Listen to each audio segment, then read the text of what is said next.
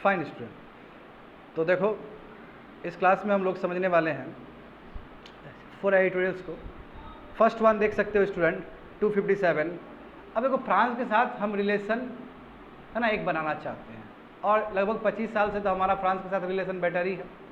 इस बार हमारे प्रधानमंत्री गए थे, वही बेलास्टाइल डे जो हुआ था, जानते हो 1789 में जो हुआ था, जो टूटा था रेवोल्यूशन, उसका उस सेंटेनरी ईयर था, तो वही मनाने गए थे। ठीक है, तो इस बार हमारे मोदी जी स्पेशल गेस्ट थे वहाँ पे। इससे पहले भी मनमोहन जी एज अ गेस्ट जा चुके हैं वहाँ पे, तो उसके बारे में समझें कि किस तरह रिलेशन देखा जाए इंडिया और फ्रांस का। तो फर्स्ट एडिटोरियल में देखेंगे हम लोग।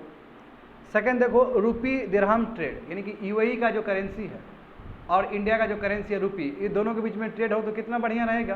देखो सिमिलर ट्रेड हम कोशिश किए ना वहाँ पे करने का रसा के साथ, और सिमिलर अरेंजमेंट सिंगापुर के साथ भी किए ना, और आरबीआई 18 कंट्री के साथ भी आई है ना इस तरह का प्रपोजल लेके। तो गुड, इसमें क्या क्या हर्डल्स आएगा, क्या फ़ायदा होगा, तो ये समझने का प्रयास करेंगे हम लोग। 259 देखो पूरा इकोनॉमिक्स से स्टूडेंट, ये समझना होगा तुम लोग को अच्छे से। अभी तक कोई कंजम्पशन एक्सपेंडिचर सर्वे नहीं हुआ।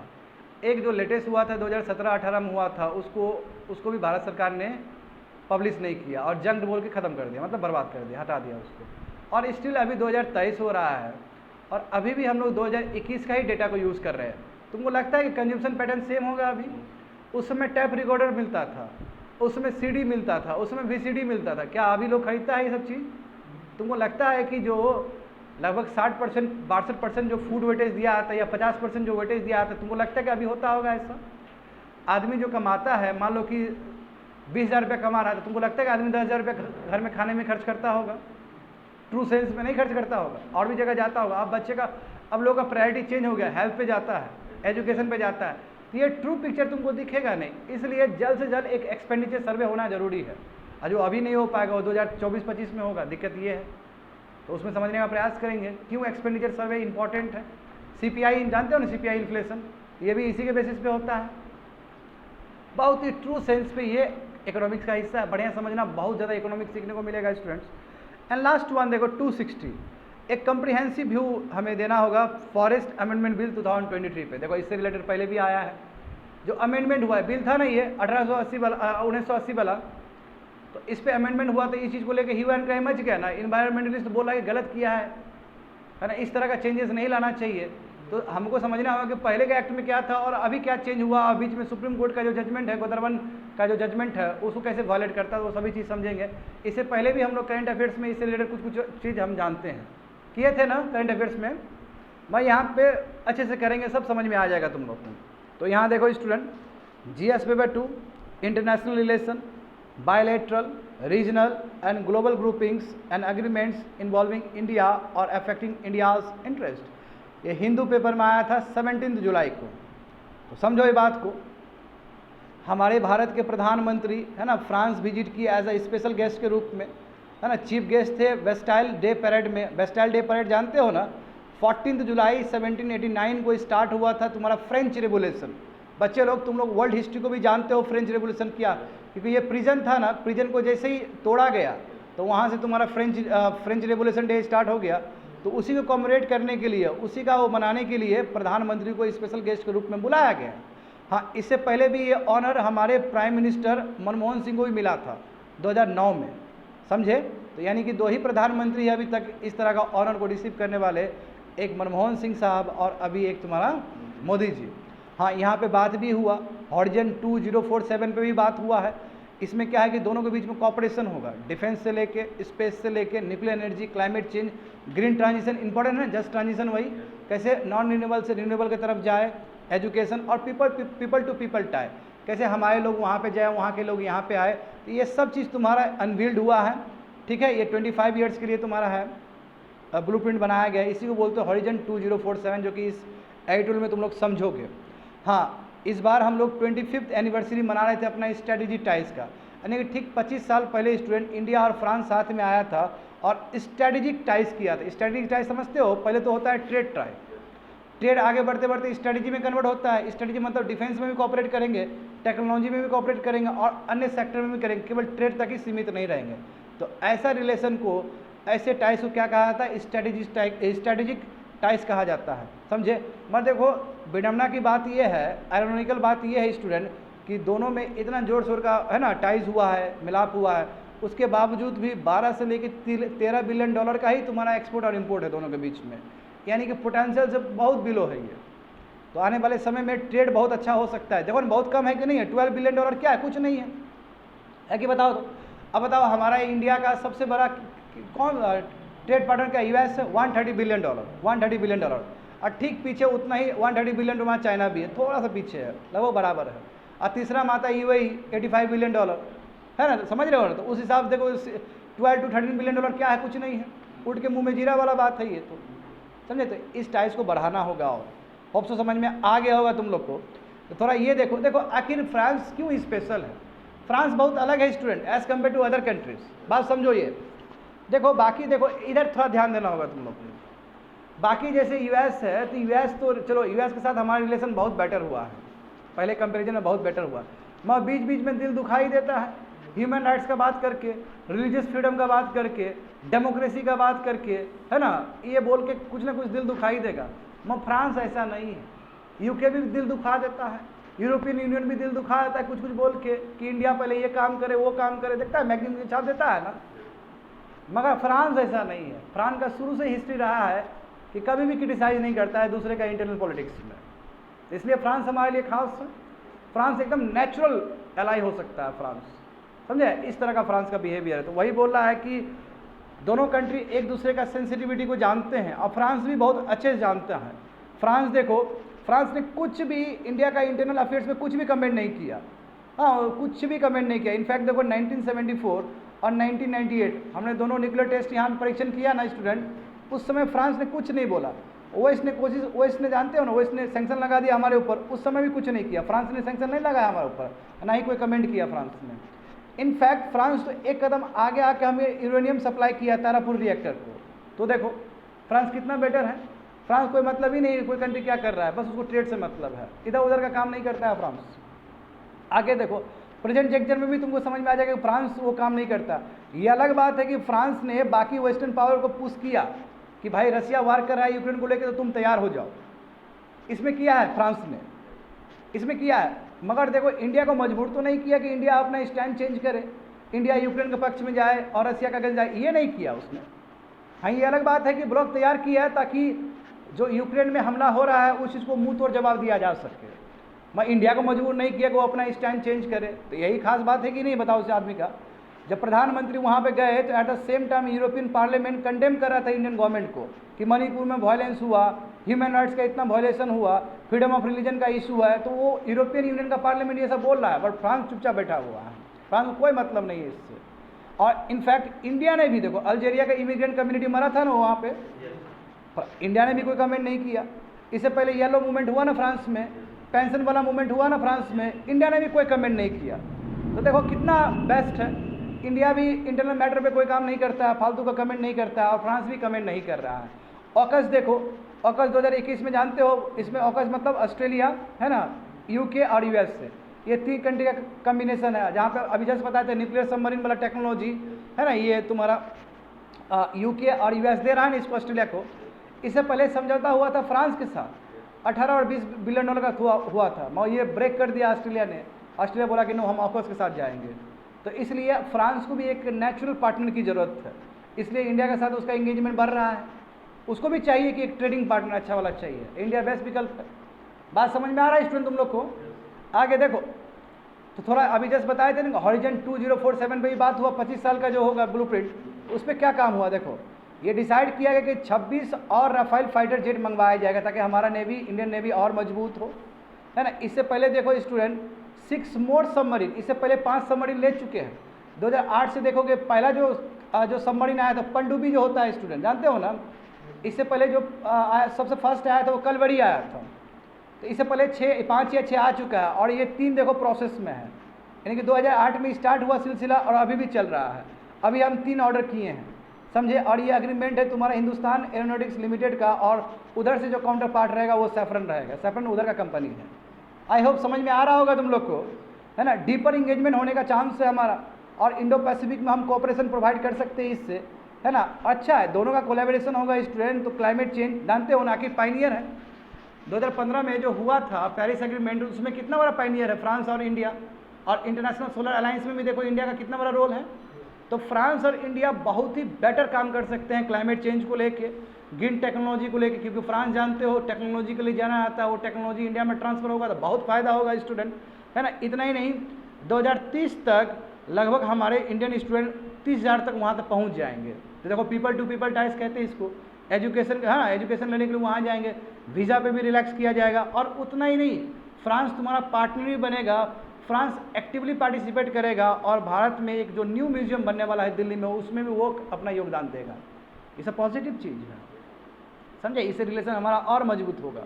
तो थोड़ा देख लेते हैं डिफेंस कॉपरेशन तुम्हारा इंडिया और फ्रांस का, है ना। तो जस्ट मैंने बताया है तुम लोग को कि एरोनॉटिकल जो टेक्नोलॉजी है वो ट्रांसफ़र होगा वहाँ से, ठीक है, अच्छी बात है। दोनों ही कोशिश करेंगे कॉम्बैट एयरक्राफ्ट इंजन बनाने का, है ना, याद है तुम लोग को, इंजन पे काम किया जाएगा। जैसे कि मैंने पहले कहा था, तुम्हारा फर्स्ट स्कॉर्पियन सबमरीन भी तो वहीं से आया था, हाँ, P-75 कलवड़ी बनाए, बोले थे ना 5-6 पहले से आया था और अभी 3 आएगा, ऑर्डर हुआ है, बहुत अच्छी बात है। उसका जो एक्सपर्टीज़ है, उसका जो टेक्नोलॉजी है ट्रांसफ़र होगा हमारे कंट्री में, तो हमें कंट्री को बहुत फ़ायदा होगा ना स्टूडेंट। हम भी भविष्य में सबमरीन बना पाएंगे तो बहुत फ़ायदा होगा, हमारा सबमरीन फ्लीट और अच्छे से डेवलप्ड होगा, इसका परफॉर्मेंस और बेटर हो पाएगा। जहाँ तक सवाल है इंडो पैसिफिक का, तो जानते हो कि फ्रांस का बहुत सारा कॉलोनी है, न्यू सेलोडोनिया है, फ्रेंच पोलिनेशिया है ना, ये बहुत इंपॉर्टेंट है इंडो पैसिफिक में स्टेबिलिटी क्रिएट करने के लिए। तो इंडिया जानते हो पैसिफिक का बहुत बड़ा रोल है, इंडो पैसिफिक में इंडिया भी बहुत इंपॉर्टेंट कंट्री है, इंडियन ओशन का है कि नहीं है, दोनों एकदम बहुत बढ़िया से काम कर सकते हैं इंडो पैसिफिक में, ये बताया गया है और रूल बेस्ड होना चाहिए। अब यहाँ पे देखो इंडिया देखो इसलिए बोला गया कि इंडिया का जो कंफर्टेबल जो लेवल है वह बहुत अच्छा है फ्रांस के साथ, क्योंकि फ्रांस क्या करता है, फ्रांस वो नहीं करता है, देखते हो ना, इंटरनल मैटर्स पे काम नहीं करता है। अभी जहाँ तक सवाल है इंडो रसिया का, तो इंडिया रसिया का अभी रिलेशन ख़राब हुआ है। अब तुम खुद देखो कि 45% भले ही हम आर्म्स मंगवा रहे हैं, मैं ये घटा है, पहले तो हम 65% मंगवाते थे स्टूडेंट, अभी घटा है, अभी भी हालांकि सबसे ज़्यादा है मगर घटा है पहले कंपैरिजन में, और आने वाले समय में और घटेगा क्योंकि हम यूएस के पाले में जा रहे हैं, है कि नहीं बताओ। तो अब तो देखो रसिया के पास दिक्कत ये है कि रसिया का अपना इंटरनल प्रॉब्लम्स है, एक्सटर्नल प्रॉब्लम है, उसके ऊपर देखो सैंक्शन लग रहा है, उसको जो स्विफ्ट मैकेनिज्म उससे बाहर कर दिया गया उसको। तो इसलिए आने वाले समय में जो डिफेंस कॉपरेशन रसिया के साथ वो घटते चला जाएगा। ये अलग बात है कि अभी टॉप पोजीशन पर है वो, आने वाले समय में ये डायनेमिक्स चेंज हो जाएगा। तो हमें क्या चाहिए, हमें फ्रांस जैसा कंट्री चाहिए ना जी। दूसरा बात है यूएस का। अब यूएस जानते हो कि अच्छा रिलेशन होने के बाद भी इंडियन डोमेस्टिक पॉलिटिक्स में वो लगा ही देता है, कुछ ना कुछ इंटरफेयर कर ही देता है ना। कभी ह्यूमन राइट्स का बात कर देगा, कभी डेमोक्रेसी का बात करेगा, कभी रिलीजन का बात करेगा, कभी माइनॉरिटी पे बात करेगा, तो कहीं ना कहीं हमें प्रॉब्लम होता है उस चीज़ को लेकर। तो समझो स्टूडेंट, तो यहाँ बताया गया है कि इंडिया का जो कम्फर्ट लेवल है फ्रांस के साथ वो ज़्यादा बेटर है as compare to other countries. तो यहाँ पे देखो फ्रांस हैज़ रिप्लेस, अब देखो फ्रांस कहीं ना कहीं रसिया को रिप्लेस कर सकता है। और देखो ऐसे ही हुआ कोल्ड वार के टाइम में, पहले समझो कोल्ड वार के टाइम में हमने कहा ना हम इधर जाएंगे ना हम उधर जाएंगे, ये बोलने वाला चीज़ है, ऑन द पेपर है, मगर रियल टर्म में प्रैक्टिकल में हम यूएसएसआर के साथ चले गए थे। डायरेक्ट सपोर्ट नहीं था क्योंकि हमारा आर्म्स वगैरह वहाँ से आ रहा था। अभी स्थिति ऐसा है कि हम अभी किसके साथ है, यूएस के साथ जा रहे हैं। तो इस समय रसिया को सबसे बढ़िया रिप्लेस कोई कर सकता है तो वो तुम्हारा फ्रांस कर सकता है। तो हम यूएस के साथ भी अपना रिलेशन रखें डिफेंस का, एट द सेम टाइम जो रसिया के साथ जो डिफेंस का हम कोऑपरेशन कर रहे हैं वो यदि हम फ्रांस के साथ करेंगे तो और बेटर रिजल्ट आ सकता है स्टूडेंट। होप सो समझ में आ गया होगा तुम लोग को। क्यों? क्योंकि डायनामिक्स वर्ल्ड का चेंज हो रहा है, मॉस्को और तुम्हारा ये जो बीजिंग है वो दोनों साथ में आ रहे हैं। तो अब मॉस्को पे ओवर डिपेंडेंट होना सही नहीं होगा क्योंकि चाइना तो हम पसंद नहीं करते हैं और चाइना को लेकर बहुत सारा सोवेनिटी इश्यूज़ है हमारा।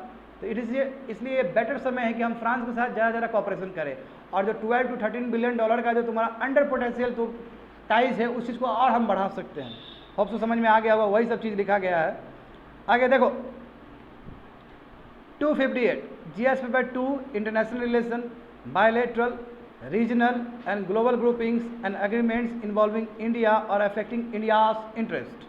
हाँ, ये 18 जुलाई को आया था स्टूडेंट। तो यहाँ पे समझो ये समझने वाला चीज़ है, समझे। इसमें तुमको बहुत इकोनॉमिक्स समझ में आएगा, इसमें भी तुमको इकोनॉमिक्स बहुत अच्छे समझ में आएगा। देखो आरबीआई और वहाँ का जो काउंटर पार्ट है वो सेंट्रल बैंक है यूएई का, दोनों अग्री किया है कि अब जो क्रॉस बॉर्डर ट्रांजैक्शन होगा वो लोकल करेंसी में हो जाएगा, यानी कि इंडिया से रुपी और उधर से तुम्हारा उसका अपना करेंसी होगा। समझ गए ना, नंबर 1। दूसरा क्या, वही यूएई दिरहम यूज़ होगा।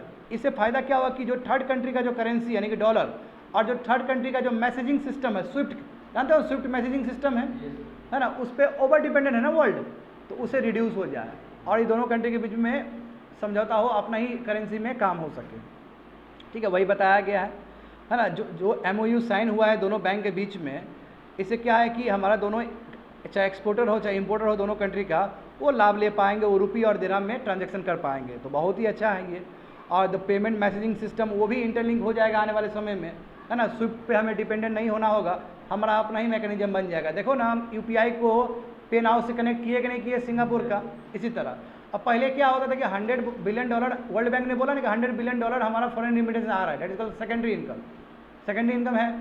अब होता है कि बहुत सारा पैसा कट जाता है आते आते, यदि इंटरलिंकिंग होगा, मैसेजिंग सिस्टम होगा, तो बहुत सारा पैसा बचेगा, वो कटेगा नहीं स्टूडेंट। और हमारा डायस्पोरा वहाँ दुनिया भर का है, और हमारा 3rd largest trading partner UAE है स्टूडेंट, बताया ना $85 बिलियन का, और हमारा डायस्पोरा भी वहाँ दुनिया भर का है। तो चलो, हमारा देखो सबसे बड़ा प्रॉब्लम है कि कहीं वो रसिया वाला हाल ना हो जाए इंडिया का। अभी भी देखो दोनों के बीच में ट्रेड होता था, सरप्लस तो UAE है, इंडिया अभी भी डिफिसिट में ही चलता है, बात समझे, इंडिया अभी भी डिफिसिट में ही चलता है UAE के साथ। रसिया के साथ भी वही प्रॉब्लम था, $40 बिलियन का डिफिसिट था, तो वो इतना पैसा लेकर करेगा क्या रुपीस, इसलिए हम उधर डॉलर दे रहे थे UAE से, सऊदी अरब से, उधर से दे रहे थे।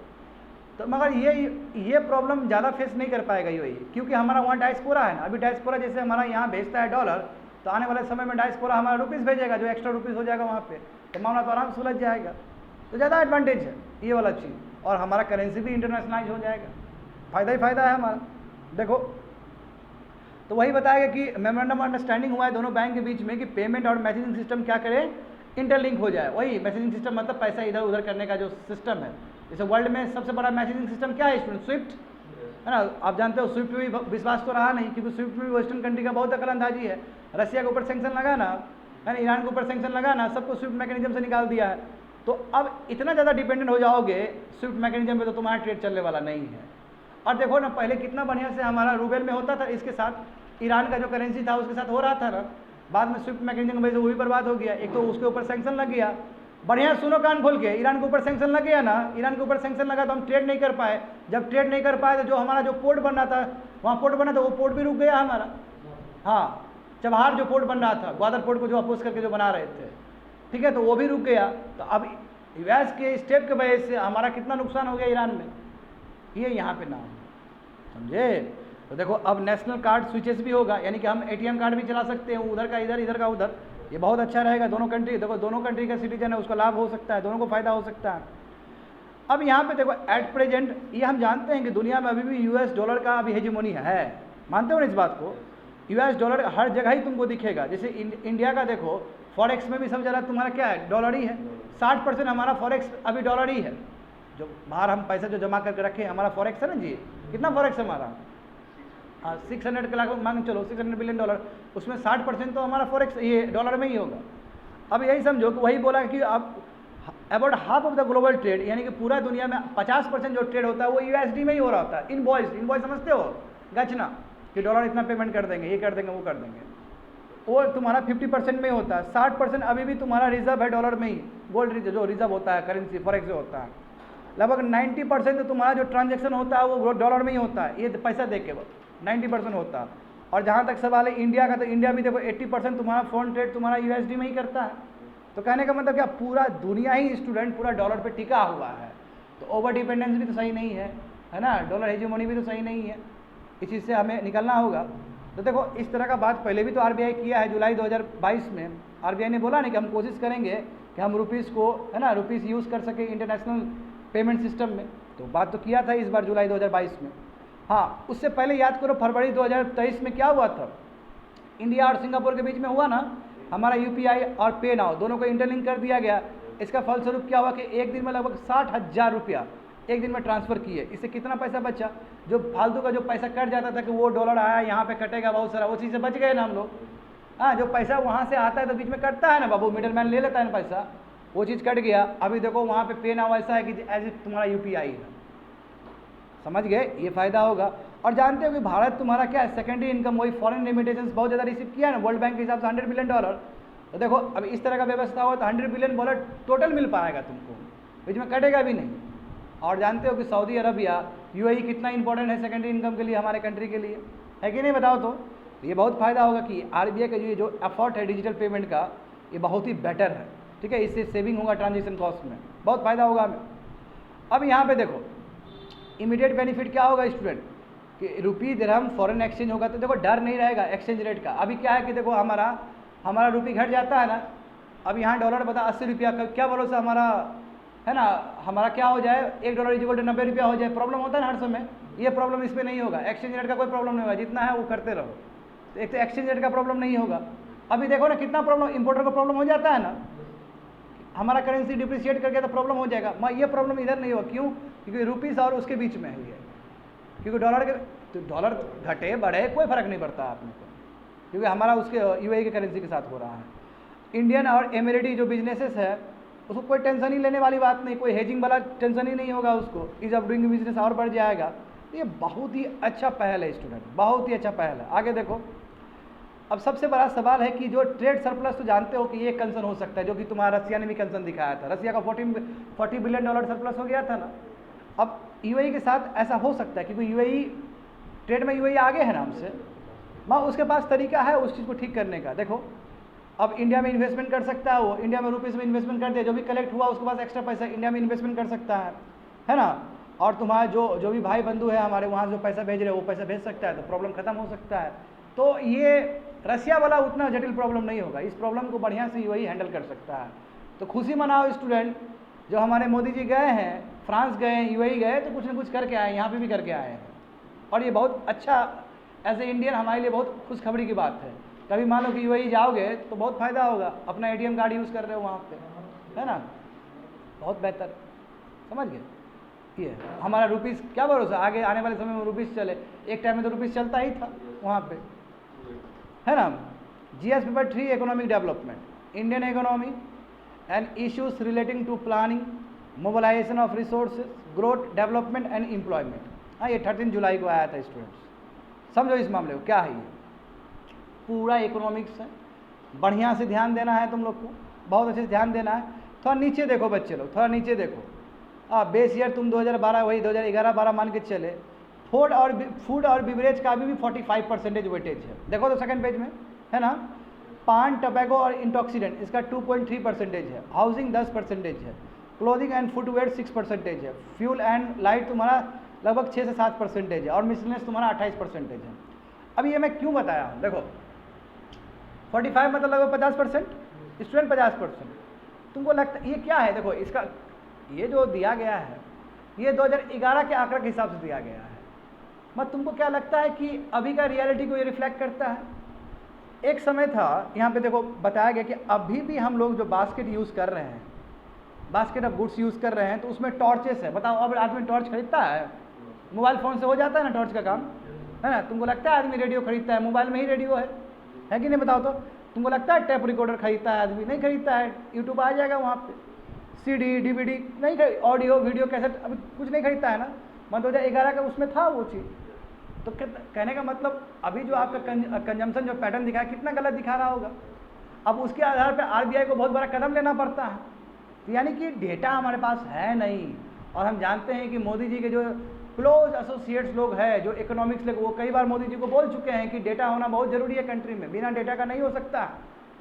अब तुम लोग को हम थोड़ा याद करवाना चाहते हैं GDP डिफ्लेक्टर। याद करो GDP डिफ्लेक्टर, बताए थे ना कि नॉमिनल GDP और रियल GDP में क्या अंतर है, वो GDP डिफ्लेक्टर से पता चलता है। GDP डिफ्लेक्टर पूरा इकोनॉमी को ट्रैक करता है, पूरा इकोनॉमिक को।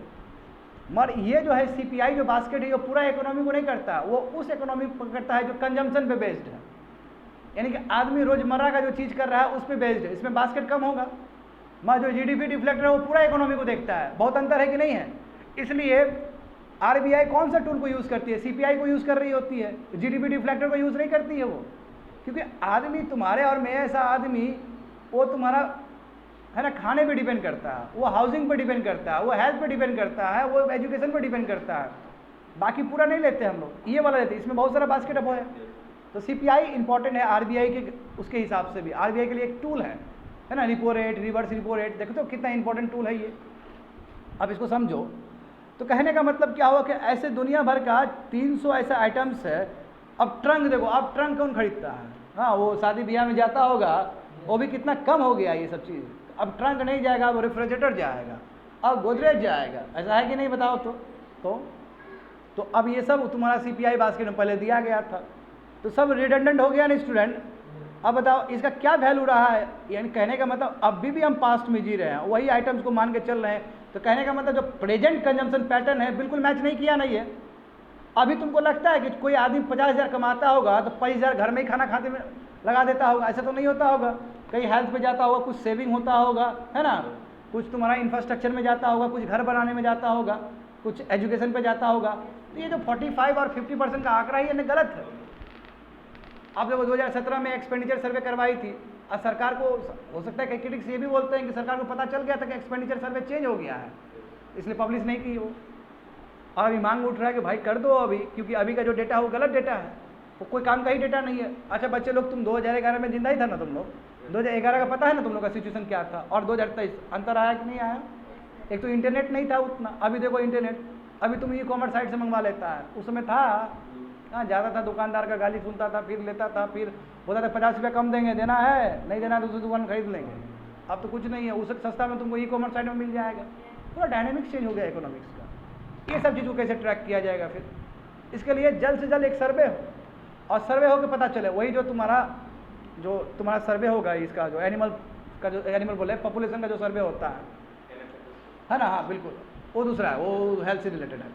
तो तुम्हारा जो सर्वे होगा, तो सर्वे में जनगणना जो होता है ना स्टूडेंट लाने के लिए, अब होना कायदे से तुम्हारा 2020 में ही होना चाहिए था, चलो 20 में कोविड आ गया, 21 में 22 में तो हो जाना चाहिए था, अभी 23 आ गया, अभी तक हुआ नहीं है। तो सर्वे करवाना बहुत ज़रूरी है, ताकि हमको पता चल सके कि एक्चुअली हो क्या रहा है, अभी कंजम्पशन पैटर्न क्या है। तो वही सब चीज़ बताया गया वहाँ पे, समझे? रियल पता चलना चाहिए, सोसाइटल नीड्स क्या है, प्रेफरेंस क्या है, इकोनॉमिक कंडीशन क्या है, क्योंकि ये सब चीज़ डायनामिक्स है। अब देखो 10 साल बाद, इसके बाद ठीक 10 साल बाद फिर बदल जाएगा, तो पीरियडिक सर्वे होना जरूरी है, और उस हिसाब से CPI बास्केट बदलना बहुत ज़रूरी है। अब बताओ कितना दिन से यही लदा हुआ है, फूड एंड बेवरेज 46%, ये सब चीज़, ये क्या काम देगा? ये अभी बिल्कुल सब रिडंडेंट हो चुका है। आगे देखो, यहाँ पे वही देखो, अब तुम खुद देखो ना यहाँ पे स्टूडेंट, 1960 में फूड CPI में जो वेटेज था फूड का वो 60% था, हाँ 1982 में वो 57 हो गया, और 2001 में वो 46% हो गया। तो देखो एंजल लॉ के हिसाब से ये माना जाता है कि जितना आदमी का इनकम राइज हो, उतना ही आदमी कम खर्च करता है फूड पे, क्योंकि पैसा बहुत बच गया उसके पास, तो फूड पे कम खर्च करेगा और पैसा बच रहा है उसका। मैं ये चीज़ तो तुम्हारा आ ही नहीं रहा है, अभी भी 46% कहे जा रहे हो, बात समझे? तो कहने का मतलब जैसे इकोनॉमिक ग्रोथ होता है, इकोनॉमिक ग्रोथ होने का मतलब क्या? पर कैपिटा इनकम जैसे ही बढ़ता है लोग का, पहले तुम 10,000 कमा रहा था, अब 20,000 कमा रहा है, तो तुम्हारा जो एक्सपेंडिचर जो हो रहा था बच्चे लोग फूड पे, वो कम होना शुरू हो जाता है, अब पैसा बचता है, ढेर सारा पैसा बचता है, उसका प्रेफरेंस अलग हो जाता है फिर। तो पूरा रिलायंस करना फूड इन्फ्लेशन में, तो ये गलत पिक्चर देगा, क्योंकि अब फूड वेट बहुत छोटा रह गया, जितना प्रोजेक्ट किया जा रहा है 2011 के हिसाब से उतना अब नहीं है, तो ये रियल पिक्चर तुमको देखने को नहीं मिल रहा है। अब RBI मान लो इसको टूल बना के अपना मॉनिटरी पॉलिसी पे काम करेगी, तो ट्रू पिक्चर दिखा पाएगा? ये नहीं हो पाएगा। आगे देखो, इसमें देखो बिल्कुल ये ministry of statistics and programme implement, जानते हो ना, MOSPI, ठीक है। अब देखो इसने क्या बोला कि फर्स्ट राउंड जो होगा तुम्हारा जुलाई 2023 में होगा, और सेकेंड राउंड जुलाई 2024 में, यानी 2024 के बाद ही बन पाएगा, कोई डेटा बनेगा तो बहुत जल्दी, बात समझे? ये बोला गया है। और यहाँ पे जो जानकार लोग हैं वो बोलते कि अरे भाई इतना लंबा समय क्यों ले रहे हो, डिजिटल एज है, डिजिटल एज में डेटा बहुत इंपॉर्टेंट है, जल्दी करो सर्वे, जितना जल्दी करोगे उतना बेटर होगा, और उतना ही हम जान पाएंगे कि रियल में कंजम्पशन पैटर्न है क्या, समझ गए ना? वही चीज़ बताया गया है। देखो तो अब तो देखो मैं फिर से बोलूँगा, 2017-18 में आया था, मैं उस चीज़ को पब्लिक नहीं किया गया, और अब देखो तुम खुद सोचो ना, पॉवर्टी पता ही नहीं चल रहा है। 2011 के हिसाब से पॉवर्टी था, रंगराजन कमेटी, तेंदुलकर कमेटी बना है, 2011 का आंकड़ा के आसपास का ही है। अभी भी तो पता चलना चाहिए कंट्री में कितना पॉवर्टी लाइन से नीचे लोग हैं, BPL कैटेगरी कितने लोग हैं। तो जब तक तुम सर्वे नहीं करवाओगे तब तक तुमको कैसे पता चलेगा? देखो इसलिए हमें बाबू वेट करना पड़ेगा, 2 साल और वेट करना पड़ेगा। देखो ये जो पुराना तरीका है DVD प्लेयर्स ट्रंक को भी आपने दिया है, अब उसको भी देख के तुम इन्फ्लेशन को वो कर रहे हो, कंट्रोल कर रहे हो, सही है? ये RBI जो टूल बना रही है तो ये इसको भी तो बास्केट लेके चल रही है, बास्केट में सभी चीज़ है, ये तो गलत इन्फॉर्मेशन हो जाएगा, हम एक्यूरेट नहीं है, हमें पता ही नहीं चल पाएगा कॉस्ट ऑफ लिविंग क्या है, इकोनॉमिक वेलबिंग क्या, कुछ पता नहीं चल पाएगा। इसलिए स्टूडेंट ये डायनेमिक प्रोसेस है, जल्द से जल्द डेटा होना चाहिए ताकि modern day consumption on living ये हमें पता चल सके ठीक से, ये कितना हो कितना रहा है। आगे देखो तो ये MOSPI को जाने हो, ministry of statistics and programme implementation, इसका काम है कि जल्दी जल्दी सर्वे करवाए, तेज़ी से सर्वे करवाए, समझे ना हम, है ना, सर्वे करवाए ताकि हमको बहुत अच्छे से मिल सके, और नहीं तो दूसरा तरीका लाए, कहीं दूसरी जगह सर्वे करवाए, दूसरी जगह डेटा लाए, तब जाके हमारा भलाई हो सकता है। देखो इसमें इंपॉर्टेंट है कि अभी प्रेजेंट गवर्नमेंट के अंदर ना एम्प्लॉयमेंट सर्वे भी ठीक से नहीं हुआ है ना, उस चीज़ को लेकर भी प्रॉब्लम है ना, ये कंजम्पशन वाला भी सर्वे अभी तक नहीं हो पाया है, और तुम्हारा ये जो पॉपुलेशन का जो सर्वे है वो भी नहीं हो पाया है, तो प्रॉब्लम है, डेटा को लेकर अभी बहुत प्रॉब्लम है। तो जब तक डेटा नहीं आएगा तब तक तुम कंजम्पशन पैटर्न समझ कहाँ पाओगे। दैट्स इट, खत्म कर दिए ये वाला। आगे देखो 260 GS paper 3 ecology and environment, conservation, environment pollution and degradation, environment impact assessment. ये बहुत बड़ा एडिटोरियल स्टूडेंट, इसको समझो, बहुत ही अच्छे से रख दिया गया है। इट इज़ योर ड्यूटी कि इसको जाके तुम इकोलॉजी के साथ अटैच कर दोगे। पढ़े हो ना स्टूडेंट, फॉरेस्ट एक्ट पता है, इन्वायरमेंट, उसमें जाकर कर देना बाबू, उससे भी ज़्यादा इंपॉर्टेंट ये है, इसमें बहुत अच्छे से दिया गया है, समझे। ये हिंदू पेपर में आया था 16 जुलाई को, तो समझो इस मैटर को। फॉरेस्ट कंजर्वेशन अमेंडमेंट बिल 2023 जो अभी अमेंडमेंट किया गया, ये कंट्रोवर्सी हो गया यहाँ से, समझे। अब बिल्कुल ये मानसून सेशन में रखा जाएगा इसको, मानसून सेशन 20 जुलाई से स्टार्ट हो गया, तो ये बात चल ही रहा है, ठीक है। इस बिल में क्या किया गया, इस बिल में जो पहले का जो फॉरेस्ट कंजर्वेशन एक्ट 1980 था उसमें अमेंड करने का प्रयास किया गया है, उसमें चेंज लाने का प्रयास किया गया है। JPC के पास भेजा गया था, ज्वाइंट पार्लियामेंट्री कमेटी के पास भेजा गया था। अब देखो JPC ने भी कुछ नहीं बोला, कोई कमेंट भी नहीं किया, हाँ अब भेज दिया उसको ऐसे ही, पूरा प्रेशर है वहाँ पे भी, JPC में भी ऐसे भेज दिया गया। अब आखिर मोटा मोटी चाहता क्या है सरकार, सरकार ये चाहता कि जो डीम्ड फॉरेस्ट, याद है ना तुम लोग को डीम्ड फॉरेस्ट, जो सरकार स्टेट गवर्नमेंट और सेंट्रल गवर्नमेंट के नोटिफिकेशन में नहीं है, रिकॉर्ड में नहीं है फॉरेस्ट, ऐसे फॉरेस्ट को या डिग्रेडेड फॉरेस्ट को वो डाइवर्ट करना चाहता है ताकि यहाँ पे प्लांटेशन हो सके, और जो प्राइवेट प्लेयर है वो भी आके बढ़ चढ़ के प्लांटेशन वाला चीज़ कर सके, इसलिए यहाँ पे अमेंडमेंट करने का प्रयास किया गया है स्टूडेंट। होप सो समझ में आ गया होगा। मगर तुम सोचने वाली बात है, इसका रिपरकशन भी उतना ही पड़ेगा। हो सकता है कि अच्छा एरिया जो डीम फॉरेस्ट है ना, वो भी तो एक तरह से फॉरेस्ट ही है, कहीं उसका एक्सप्लॉयटेशन हो जाए, प्राइवेट प्लेयर क्या करे, प्लांटेशन वहाँ पे लगा के अपना कॉमर्शियल एक्सप्लॉयटेशन करना शुरू कर दे। अच्छा तुम लोग खुद बताओ, फॉरेस्ट और प्लांटेशन को क्या तुम इक्वेट कर सकते हो क्या? फॉरेस्ट मतलब बायोडाइवर्सिटी, फॉरेस्ट मतलब कार्बन सिक्वेस्ट्रेशन, उसका कोई मुकाबला नहीं है प्लांटेशन का। तो और एक तो देखो 20-25 साल पहले थोड़ा चेंज कर दिया गया था फॉरेस्ट का डेफिनेशन में, तो अब तो प्लांटेशन सब भी उसमें आ जाता है, तभी जाकर तुम्हारा 24% हुआ है फॉरेस्ट कवर। इंडिया का जोग्राफिकल है ना 24% है तुम्हारा, हमारा एम है कि हम 33% तक ले जाए, तो इसीलिए पहल सब हो रहा है ये। मगर एट व्हाट कॉस्ट, सबसे बड़ा सवाल ये भी तो है। तो यहाँ पे समझो, ये बहुत ही अच्छा दिया गया है स्टूडेंट, पहले वाला लाए हैं इसमें अटैच किया गया है समझने के लिए कि वेरी डेंस फॉरेस्ट का मतलब क्या होता है। डेफिनेशन दिया गया, फॉरेस्ट को हम कैसे क्लासीफाई कर सकते हैं।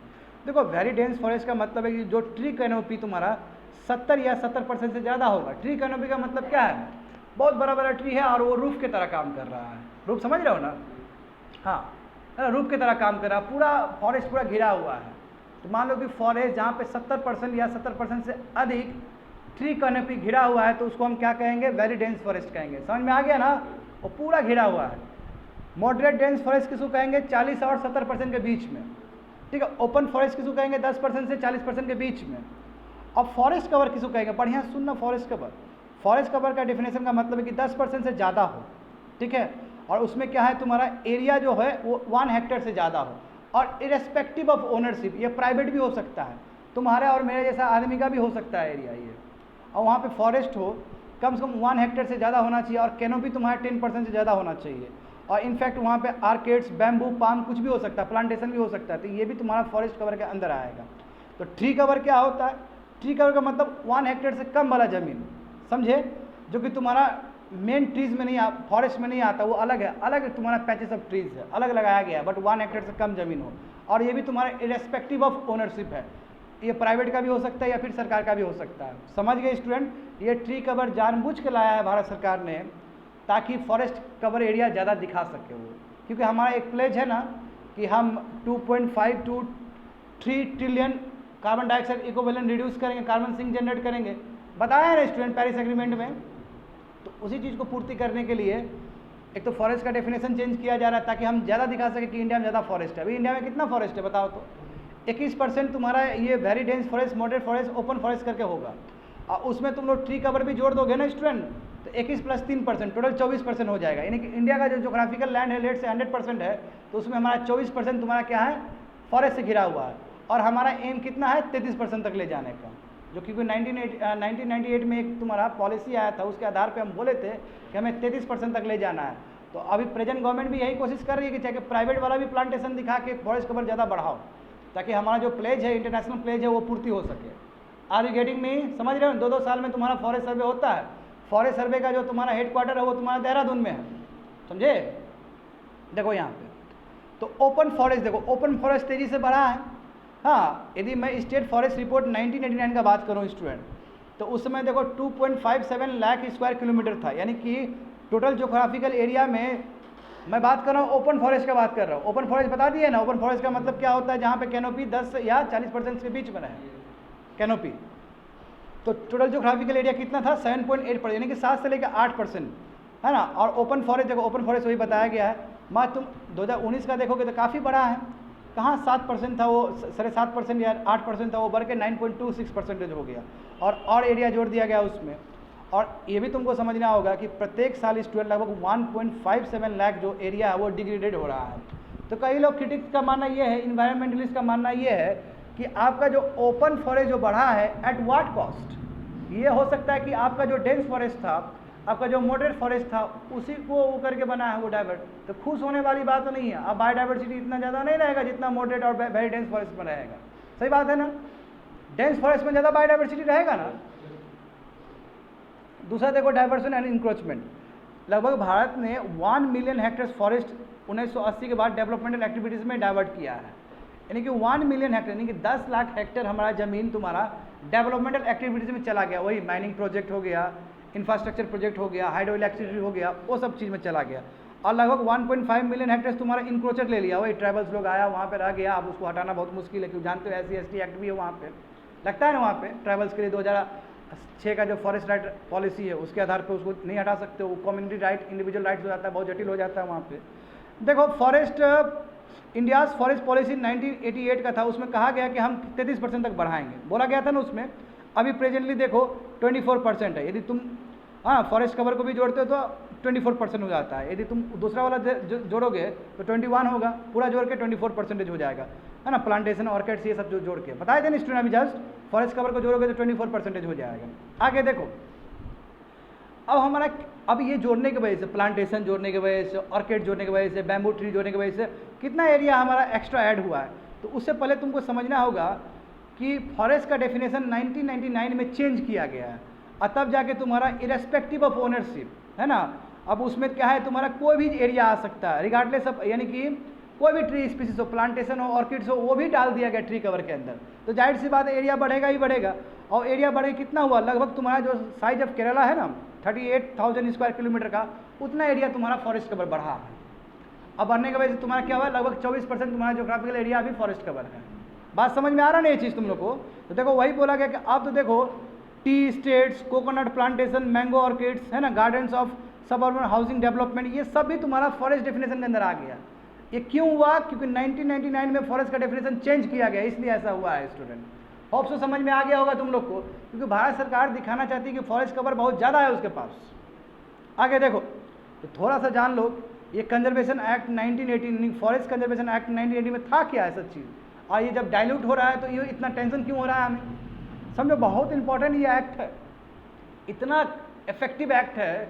इसके वजह जो फॉरेस्ट डाइवर्ट हो रहा था वो बहुत कम हुआ है। एग्जाम्पल यहाँ पे समझो, 1980 का लेजिस्लेशन में ये कहा गया है कि इंडियन फॉरेस्ट, है ना, कैसे इंडियन फॉरेस्ट को प्रोटेक्ट किया जाए, कैसे इंडियन फॉरेस्ट को प्रोटेक्ट किया जाए, उसके लिए सेंट्रल गवर्नमेंट को कहा गया है कि आप अपना रेगुलेशन बना लो, कैसे आप टिम्बर को, बैम्बू को कैसे आप वो करोगे, निकालोगे, वहाँ पे यूज़ करोगे, इसके लिए आप नियम कायदा बना लो।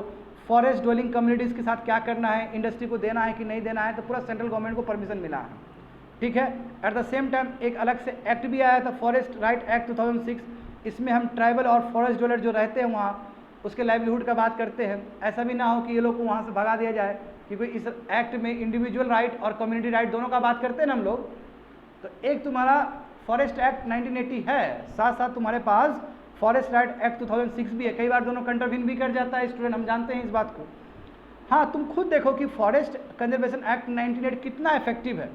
अब समझो फॉरेस्ट कंजर्वेशन एक्ट आने से पहले का स्थिति क्या था। 1951 से लेकर 75 तक बात करोगे स्टूडेंट, तो लगभग 4 मिलियन हेक्टेयर, 40 लाख हेक्टेयर तुम्हारा फॉरेस्ट डाइवर्ट हुआ था नॉन फॉरेस्ट्री पर्पज़ के लिए, माइनिंग के लिए, इंफ्रास्ट्रक्चर के लिए। जब ये आया कंजर्वेशन एक्ट, तो देखो तुम आंकड़ा खुद देखो, 1980 से लेकर 2023 तक मात्र स्टूडेंट 1 मिलियन हेक्टेयर यानी कि 10 लाख हेक्टेयर ही डाइवर्ट हुआ है।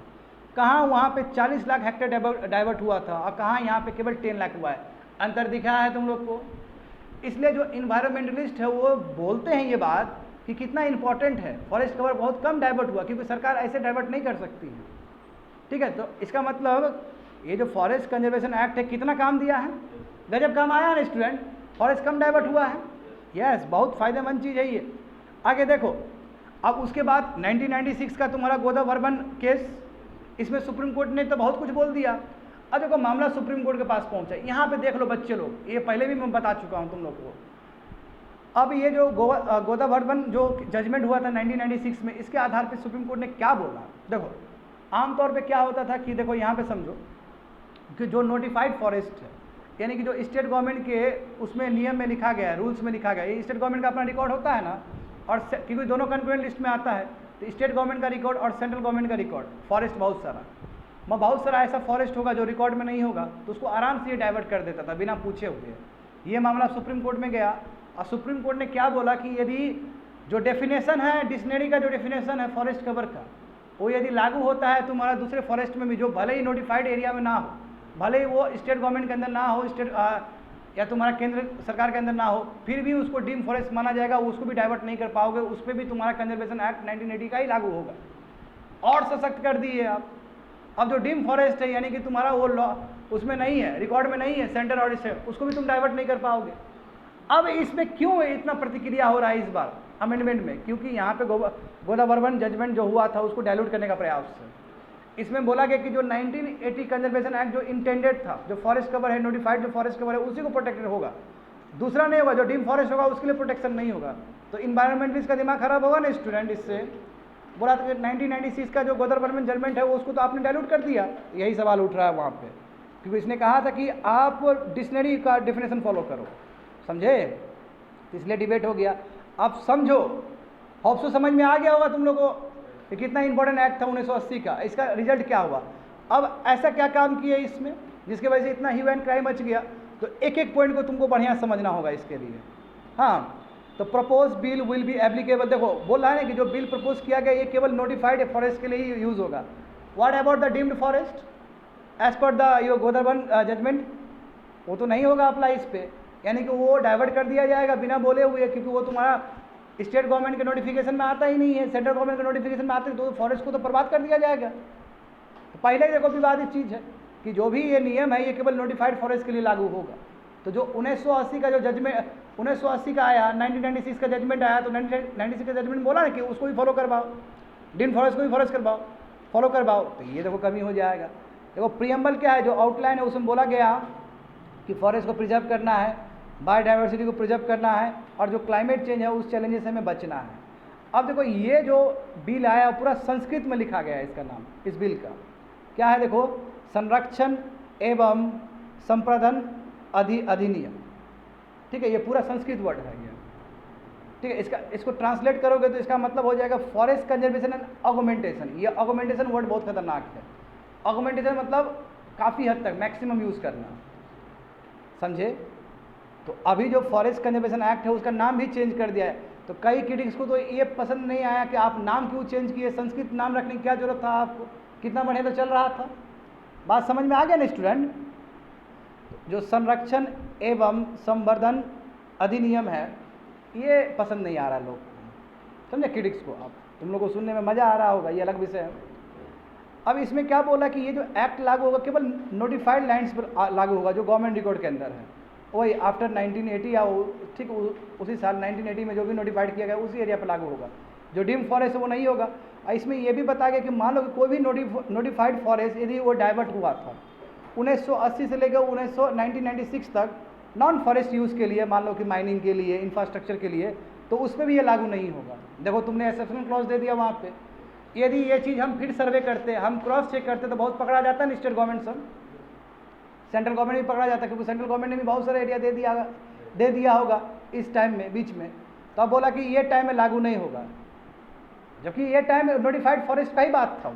बात समझो, 1980 से लेकर 1996 में बहुत सारा एरिया, नोटिफाइड एरिया को भी डाइवर्ट किया गया होगा। मैं ये जो नया कानून आया है ये लागू नहीं होगा इस पीरियड तक, फिर 1996 के बाद लागू होगा। क्या बात है ये तो आप एक्सेप्शनल क्लॉज क्यों दे रहे हो? इस चीज़ को लेकर परेशानी है। दूसरी बात है कि 100 किलोमीटर का एरिया है इंटरनेशनल बॉर्डर्स के आसपास, ठीक है, और 5 से लेकर 10 हेक्टेयर्स का तुम्हारा जमीन सिक्योरिटी और डिफेंस प्रोजेक्ट्स के लिए है। मान लो अब तुम खुद सोचो कि 100 किलोमीटर एरिया इंटरनेशनल बॉर्डर, जैसे मैंने POK है ना, पाक ऑक्युपाइड कश्मीर वाला जो एरिया है हमारा, LAC या LOC, line of actual control या लाइन ऑफ कंट्रोल, तो वहाँ पे 100 किलोमीटर एरिया में डिफेंस कॉरिडोर चाहिए होगा, हमें रोड चाहिए होगा, उसके लिए हम फॉरेस्ट को डाइवर्ट कर सकते हैं। उसके लिए परमिशन लेने की जरूरत नहीं है, सेंट्रल गवर्नमेंट को आराम से कर सकता है। दूसरी बात है कि 5 से लेकर 10 हेक्टेयर वाला जो ज़मीन होगा, समझो ऊपर वाला जो प्रोजेक्ट सिक्योरिटी और डिफेंस प्रोजेक्ट के लिए भी हम क्या कर डाइवर्ट कर सकते हैं, उसके लिए भी ये नियम कायदा लागू नहीं होगा। क्रिटिक्स का दिमाग खराब हो गया, क्रिटिक्स को लगा कि भाई तो तू गलत काम कर रहा है, तुम इतना इम्यूनिटी देने की क्या जरूरत है ये जगह को तुमको। इससे क्या होगा कि जो मेन फॉरेस्टेड एरिया है ऊपर, ये जो तुम्हारा डेंस फॉरेस्ट एरिया होगा, मॉडरेट डेंस फॉरेस्ट एरिया होगा, वो बर्बाद हो जाएगा पूरी तरीके से। आर ई गेटिंग भी समझ पा रहे हो ना? तो इस तरह का इम्यूनिटी नहीं देना चाहिए, चाहे बॉर्डर एरिया से क्यों ना हो, ऐसा इन्वायरमेंटलिस्ट का मानना है। अब देखो वही तो बोल रहे कि इस तरह का हट जाएगा, तो अब देखो प्राइवेट पार्टीज, अब प्राइवेट पार्टीज भी डिग्रेडेड फॉरेस्ट में जा सकता है ना, और वो वहाँ पे क्या कर सकता है, स्टूडेंट प्लांटेशन कर सकता है। मेन तो यही बात है ना कि जो डिग्रेडेड एरिया है उसमें प्राइवेट प्लेयर को बुलाओ और उसको बोलो प्लांटेशन करने के लिए। एक तो प्राइवेट प्लेयर को भी फायदा होगा और सरकार को भी फायदा होगा, क्योंकि कमर्शियल एक्सप्लोटेशन होगा वहाँ से।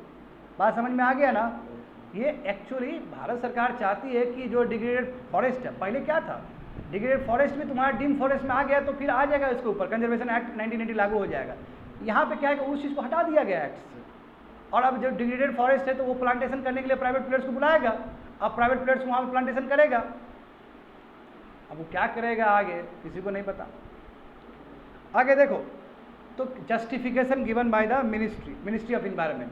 मिनिस्ट्री ऑफ इन्वायरमेंट ने क्या बोला इस चीज़ को लेकर, आखिर क्यों करना चाहते हैं? देखो उसने कहा है कि देखिए ऐसा बात है ना, हम गोदावरी जजमेंट को हम डाइल्यूट बिल्कुल नहीं कर रहे हैं, है ना, और हम मिसयूज़ नहीं करना चाहेंगे।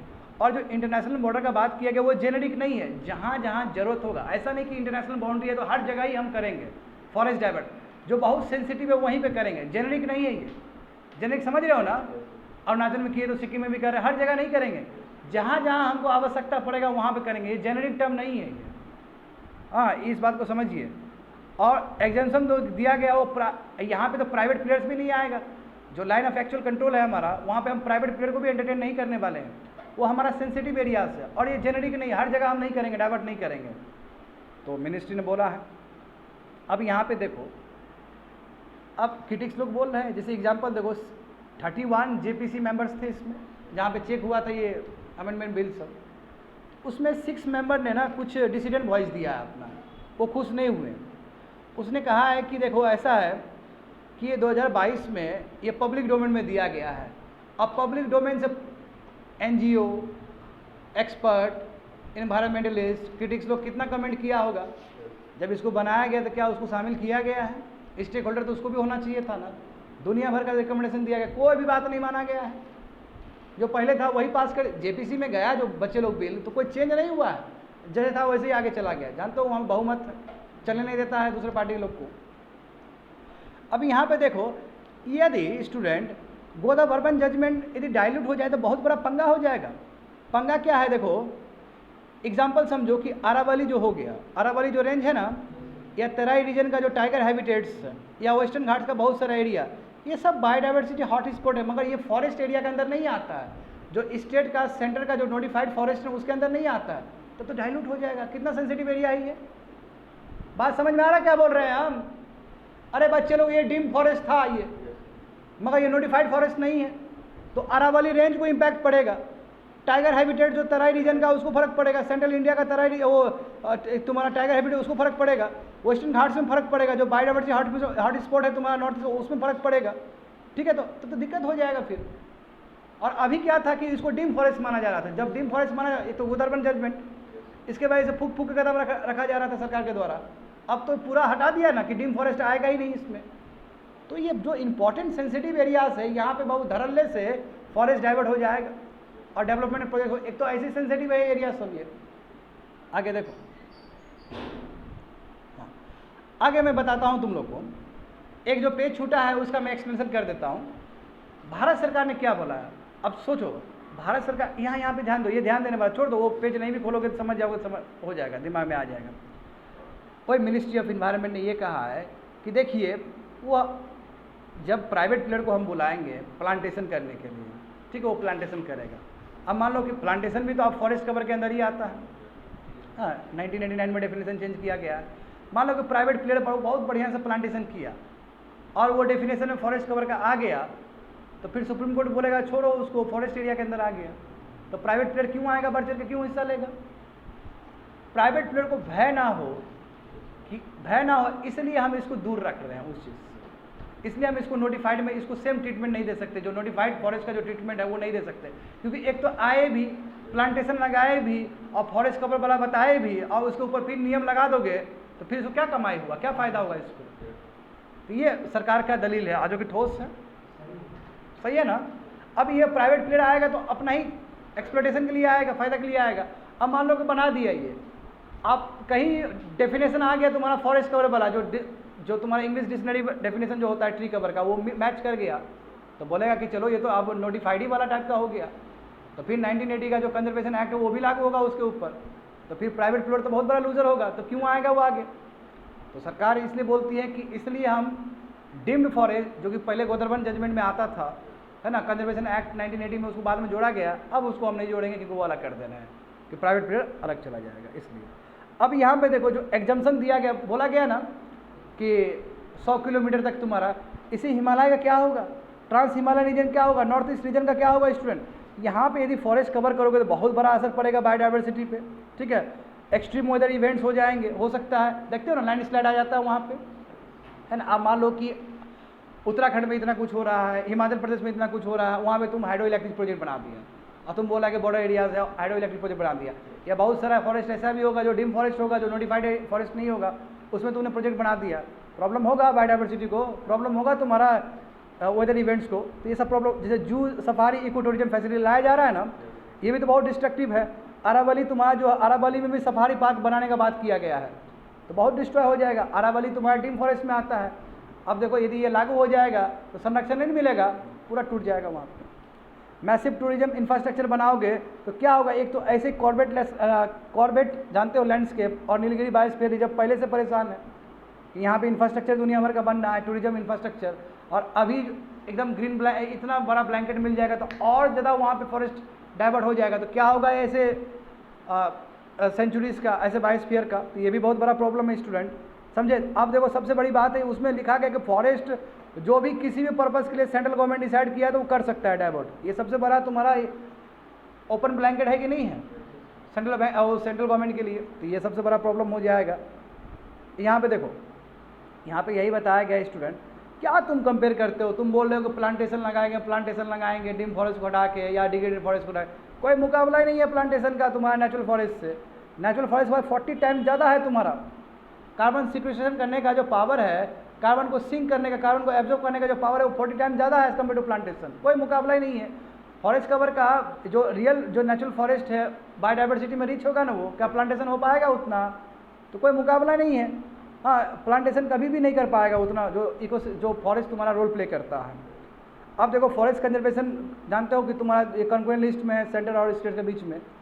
अब तुम जानते हो कि कॉन्क्वेंट लिस्ट में आ जाएगा तो यहाँ पे सेंटर का ज़्यादा चलेगा। कॉन्क्वेंट लिस्ट में सेंटर का ही चीज़ प्रिवेल होता है। डॉक्ट्रिन ऑफ रिपग्नेंसी तुम लोग जानते हो, है ना। तो एक तो देखो क्रिटिक्स को ये भी पसंद नहीं आया, वो संस्कृत में लिखा गया संरक्षण एवं संवर्धन अधिनियम। संस्कृत में क्यों लिखा गया है? पहले इंग्लिश में था तो इंग्लिश में लिखो। ये चीज़ को लेकर भी क्रिटिक्स को दिक्कत हुआ है। That's it.